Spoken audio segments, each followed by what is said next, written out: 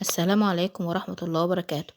آخر تحديث لأسعار الدولار والعملات الأجنبية أمام الجنيه المصري في السوق السوداء اليوم الأحد 21/4/2024. سجل اليورو سعر الشراء 51 جنيه و8 قروش، سعر البيع 51 جنيه و84 قرش. سجل الجنيه الاسترليني سعر الشراء 59 جنيه و48 قرش، سعر البيع 60 جنيه و51 قرش. سجل الريال القطري سعر الشراء 12 جنيه و37 قرش، سعر البيع 13 جنيه و28 قرش. سجل الدينار الأردني سعر الشراء 67 جنيه و33 قرش، سعر البيع 68 جنيه و52 قرش.